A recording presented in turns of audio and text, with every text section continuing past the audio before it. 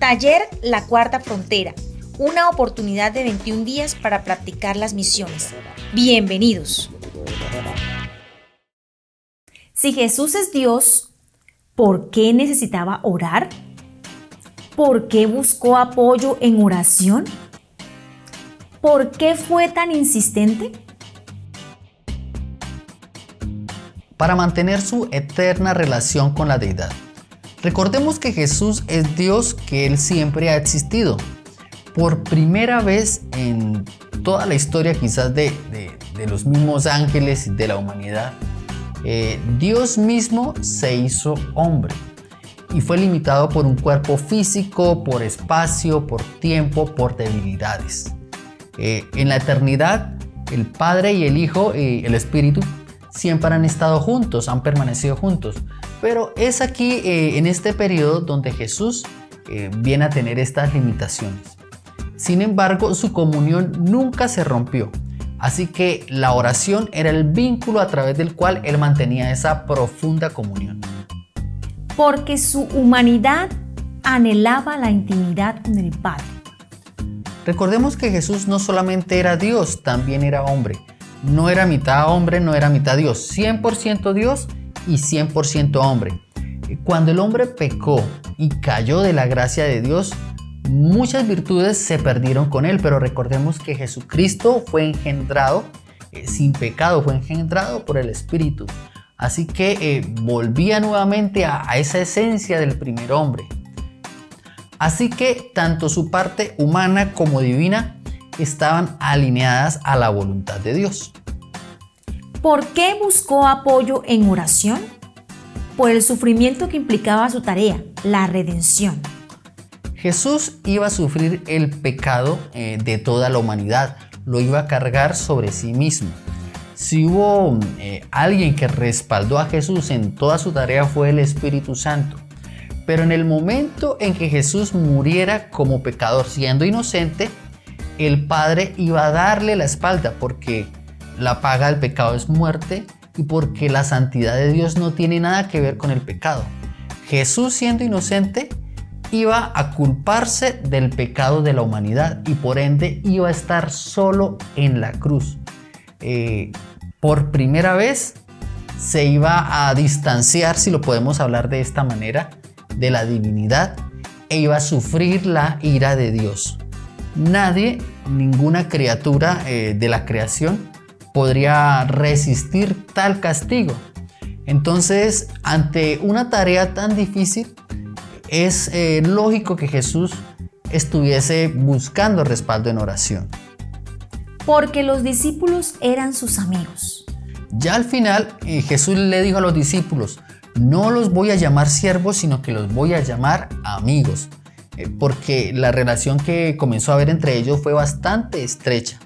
Así que Jesús cuenta con sus amigos para la culminación de la tarea. Si nosotros cumplimos con la gran comisión, podríamos ser llamados amigos de Jesús. Y qué hermoso que el Señor confíe en nosotros. ¿Por qué fue tan insistente?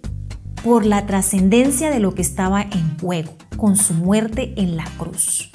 Varias cosas estaban jugando en la cruz, pero nombremos una que es muy trascendental: la salvación de la humanidad. Porque la iglesia sería la precursora de su misión. Y en este caso hablamos de la confianza que el Señor nos dejó a nosotros como iglesia. O sea, no es fácil, por ejemplo, un jefe decirle a un empleado, no, le dejo a cargo mi empresa con toda confianza, manéjeme usted las personas que tengo aquí a cargo y le deje toda su riqueza. Entonces nos damos cuenta que esto es muy importante, que nosotros continuemos con esta labor. Eso me hace recordar la parábola de los talentos, cuando el Señor dejó a cargo esos dones a sus siervos y luego Él iba a regresar y a pedirles cuentas. Pero lo que les dejó era muy valioso y lo que Jesús nos ha dejado a nosotros, el encargo que tenemos, es bastante trascendental. La misión de Dios implica adentrarse a una guerra invisible. Pues no luchamos contra enemigos de carne y hueso, sino contra gobernadores malignos y autoridades del mundo invisible, contra fuerzas poderosas de este mundo tenebroso y contra espíritus malignos de los lugares celestiales.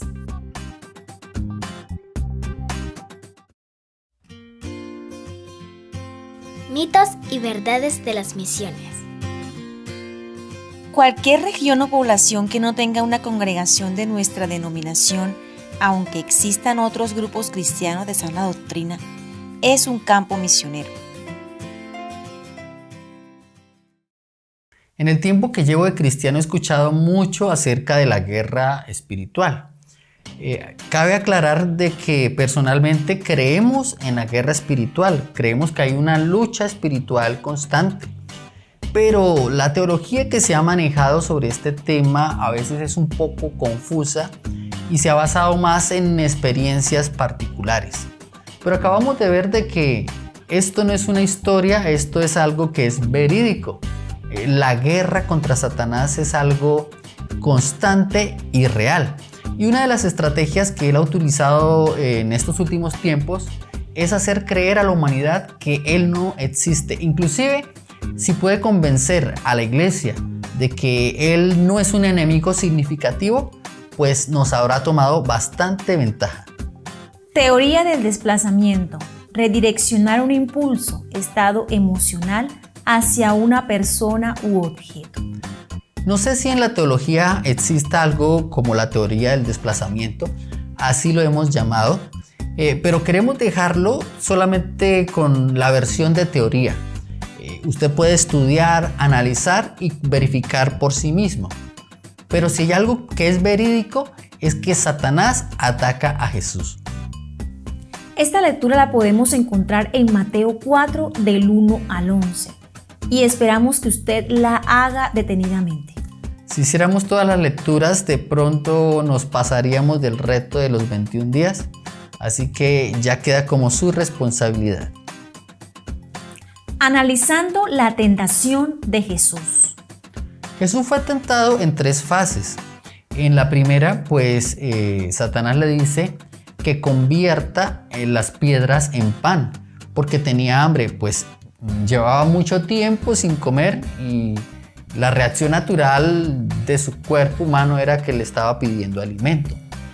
Sin embargo, la tentación consistía en la siguiente frase: si eres el Hijo de Dios. Aclaremos algo. ¿De dónde venía el poder de Jesús para hacer milagros? Claramente del Espíritu Santo. Alguno pudiese decir, pero si él era Dios, él podía hacer milagros. Recordemos que Jesús vino como hombre. El pecado entró por un hombre, Adán, y tenía que salir por otro hombre, Jesucristo. Así que Jesús, en parte, vino a nosotros darnos el ejemplo. Fíjese que la iglesia puede hacer milagros. ¿De dónde viene ese poder? No viene de nosotros, viene del Espíritu Santo de Dios. Si Jesús convierte las piedras en pan, lo habría hecho a través de su propio poder. Ahí era donde estaba la tentación, porque el Espíritu había sido designado para cumplir la tarea, para cumplir la misión. Es como si yo quisiese en la actualidad utilizar el poder de Dios para mi propio beneficio. En la otra tentación vemos que el enemigo, Satanás, insta a Jesús a tirarse por el pináculo del templo. En la anterior tentación, Jesús le responde con la palabra: no solo de pan vivirá el hombre. En esta tentación, Satanás también utiliza la palabra y le dice: porque a sus ángeles mandará cerca de ti para que tu pie no tropiece en piedra. Aquí estamos hablando del Salmo 91:11, pero Satanás omite una fracción. Lo que omite es que te guarden en todos tus caminos, o sea, en la vida diaria. No está hablando de algo completamente literal, pero lo hace con las siguientes... momentáneo. Sí, pero lo hace con las siguientes palabras: si eres hijo de Dios. Nuevamente pone en duda la divinidad de Jesús. Y en la tercera tentación, Satanás le ofrece los reinos del mundo. Y en esta sí ya se descara a Satanás completamente. le dice, a mí me han sido entregados, a Adán se los entregó, y yo a quien quiero se los doy. Todo esto te daré si postrado me adorares. ¿Qué me muestra esto? Que Satanás también busca adoradores. En otras palabras le dice, oiga Jesús, usted no necesita ir a la cruz. Vino a morir por ellos, mire, aquí le devuelvo el mundo perdido. Tómelos, solamente adóreme. He escuchado que muchos dicen que Jesús engañó a Satanás al morir en la cruz. Realmente yo no creo que lo haya engañado. Satanás conoce muy bien las escrituras, conoce muy bien la profecía, conoce muy bien cuál era el plan de Jesús y sabía que su redención significaba el final de su reinado. Así que lo que Satanás quería evitar era la redención de la humanidad y por otro lado, que el mismo Hijo de Dios lo adorara. Y concretando la teoría del desplazamiento, como Satanás no puede atacar y lastimar a Jesucristo, sí se va contra su cuerpo, que es la iglesia. La iglesia es el cuerpo de Cristo y es una manera indirecta de atacar al Hijo de Dios.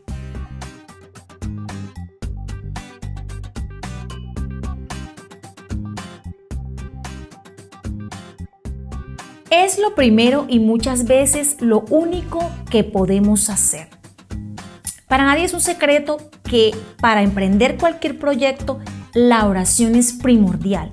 Primero porque le damos el primer lugar a Dios y segundo porque es la base para que nos vaya bien en todo lo que emprendamos.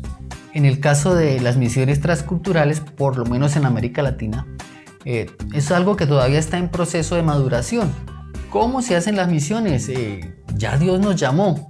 ¿Cómo va a ser el proceso para nosotros poder llegar hablando el idioma, compartir el evangelio con toda libertad, tener los contactos? En realidad no hay nada escrito todavía sobre este es el proceso correcto y exacto para usted trabajar en misiones. Dependemos diariamente de Dios. Un llamado no es algo que podemos nosotros cambiar de un día para otro y decir, no me gustó esta carrera, ¿sabe qué? Pues vamos a cambiarnos de pronto a una ingeniería, algo que me guste más, sea más llamativo. Porque es un llamado, es algo que Dios ha colocado en nosotros y hasta la fecha, desde que comenzamos, esto se ha sostenido con oración. Y de hecho, han habido momentos en los que hemos estado bastante desanimados. Los pensamientos de botar la toalla han estado ahí. Pero, y hago esta comparación. ¿Quién en sus 5 sentidos que de pronto esté cansado de manejar su familia diga hasta aquí renuncio de mi familia? Yo creo que nadie lo haría. O por lo menos nadie en su sano juicio con una moral, un principio ético dirigido por Dios. En el caso de las misiones, sí han habido momentos duros, pero he tenido las experiencias bonitas de que muchas personas le llaman a uno y le dicen, estamos orando por ustedes. Eso créame que revitaliza mucho nuevamente el ánimo y es que hay momentos en los que solamente Dios lo sostiene a uno. Nadie entiende exactamente por qué hemos sido llamados. Muchas personas piensan, no, ese es un mito que vamos a tratar. Al misionero lo que le gusta es salir de viaje y pasear. O se levantó con esa idea de un día para otro. Vamos a salir con las maletas. No, es un llamado. En nuestro caso, nosotros nos resistimos al comienzo. Yo me resistí. A mí me han gustado las misiones desde que las conozco. Nunca pensé que yo era el que iba a ir. Yo siempre quería promover las misiones. Pero cuando encontraba negativas con respecto a eso, empecé a entender y Dios me habló de que el que me estaba llamando para el trabajo misionero era a mí, era a nosotros.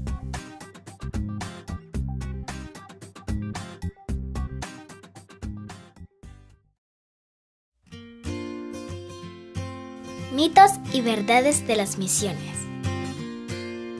Cualquier región o población que no tenga una congregación de nuestra denominación, aunque existan otros grupos cristianos de sana doctrina, es un campo misionero.